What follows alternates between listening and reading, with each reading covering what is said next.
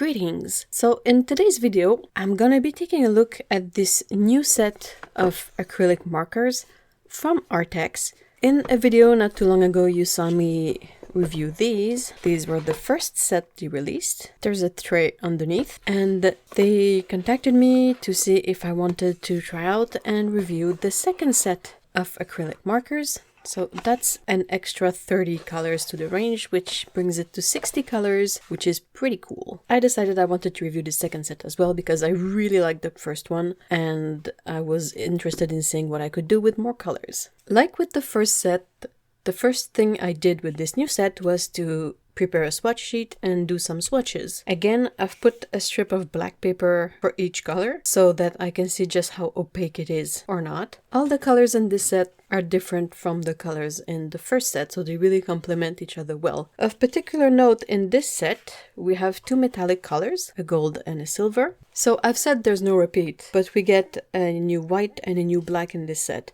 They're different from the black and the white that were in the first set. So if you look at the two whites here, this is the new one, this is the one from the first set, and you can see on the black that the new white is a bit more opaque. And for the black colors, you can see that the new one is a bit more transparent on the white paper than it is in the first set. Again, we have some colors here that are particularly opaque and some that are more transparent. Like if you look at this color, it seems to be a bit more transparent. While if you look at this green, it seems to be a bit more opaque. So it's a bit uneven in terms of the opacity of all the colors, but still they're all generally quite opaque. You couldn't call any of these transparent really. To get a view of all the colors in the two sets, this is the first set, this is the second set. So you can see that the colors really complement each other well. In the first set, we only had like one yellow, no oranges. We have these colors, but they're not exactly yellow. And now in the second set, we have more yellow, kind of a chartreuse color, some oranges. We have a red, which we didn't quite have in the first set. It was more like a corally red color here. The greens, now we have more yellow green instead of bluish greens. They really complement each other quite well. If you remember my first review, you might remember that I mentioned that these are not labeled.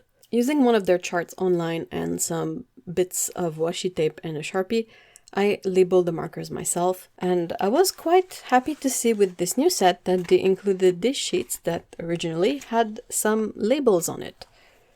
So the labels are these little rectangles with the color swatch, the color number, and you basically just stick them on your pens. Now, I had a bit of an issue with the stickers kind of lifting, but I used some good old regular transparent tape and I taped them down and everything seems to be holding on well for now. If you remember the drawing test I did for the first review, I used this drawing and I thought I would try it again, like use the same drawing, same kind of paper, but now only use these colors. In the first review, I used a mix of two sets that didn't quite go well together in terms of properties, so I figured I would give these paints a try. Now that the two sets, they're really made to work with each other. Overall, I think the colors look quite good. For most of them, you kind of need to layer two coats at least to get a nice, smooth, even surface. Some colors will remain streaky.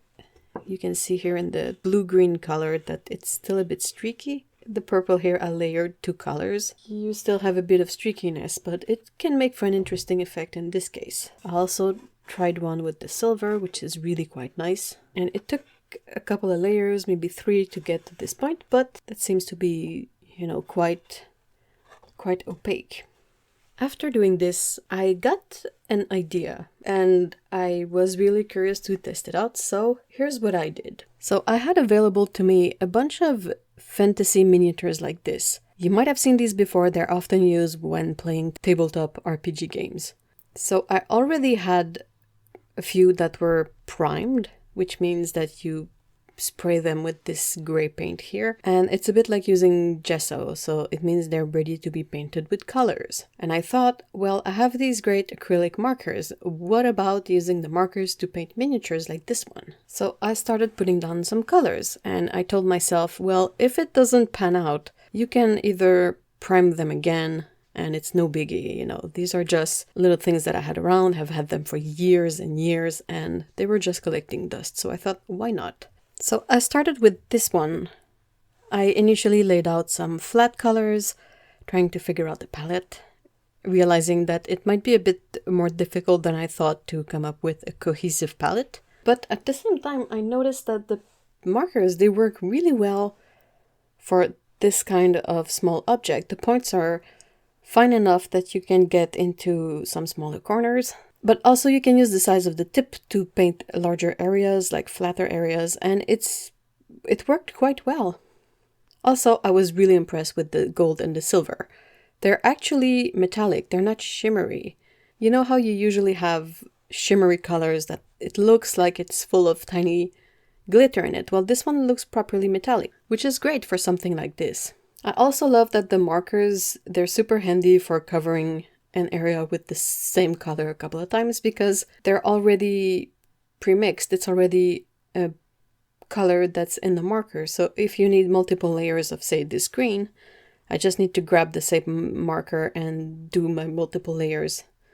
There's no mixing colors. It's really easy to do. I also love that there was very little setup required. You basically just take out your markers, take out your mini, and you just get to it. You don't need brushes, you don't need palettes, you don't need water, just the markers and the miniature.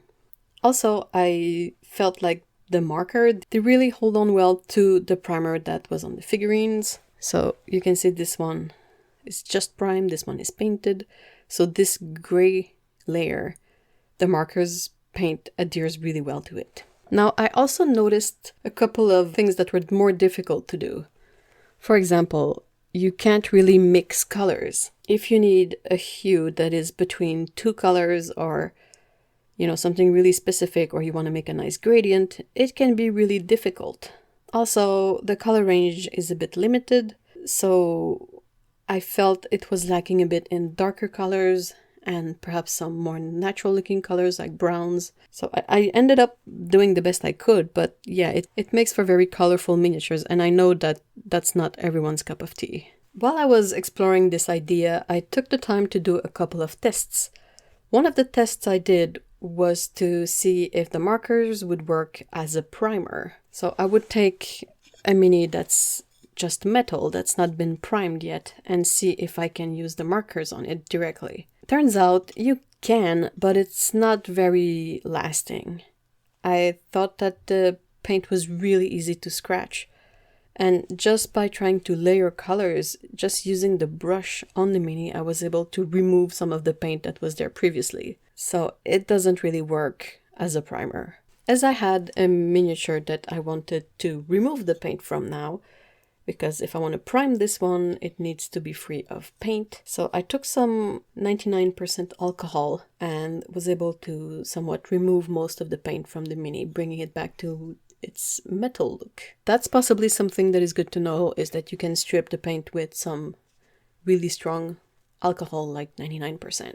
A technique that is often used to add dimension to miniatures like these is to paint a glaze over the whole thing. The paint from the glaze, being a bit more transparent and fluid, will settle in the recesses and the corners and the folds of the miniature, which will add some dimension to it.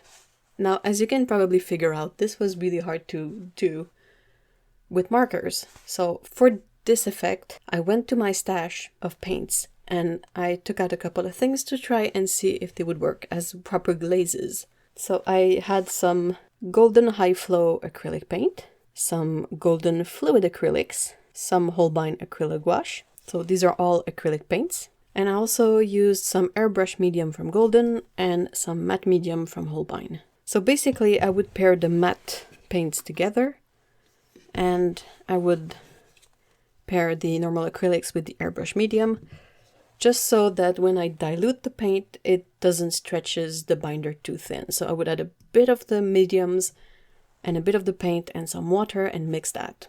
I used a simple, inexpensive synthetic brush to apply the glaze, really nothing special here. And I think it worked out well enough. For sure, I didn't see any problems mixing these paints on top of the markers. There were not any unsavory effect that happens.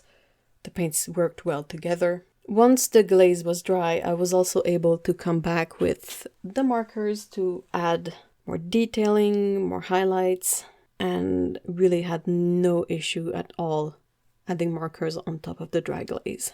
Another thing that I was curious to try out was some dry brushing. I have this old oil brush that is, a bit roughed up. It has sturdier bristles. And what I ended up doing is I picked some paint from the tip of the brush and I removed the excess on this strip of paper, and then I would try to brush it lightly onto the mini. Like you can see here, this yellow-orange part, that's trying to add some dry brush effect.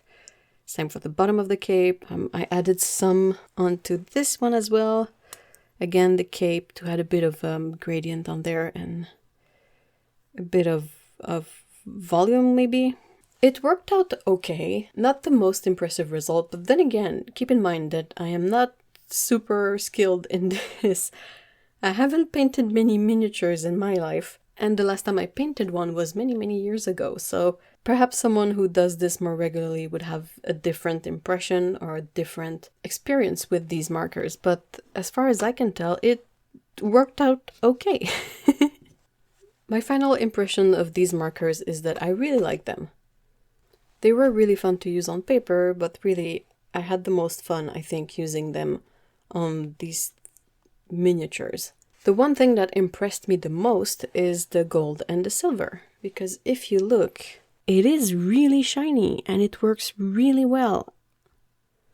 That's personally the kind of look that I like if I'm painting something gold or silver.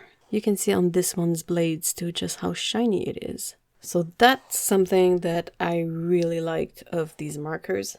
I also really enjoy being able to lay down colors simply without any mess on these, and it's a really good way if you want to paint a bunch of them and you think that the ones I didn't look too bad and you're fine with the same kind of result.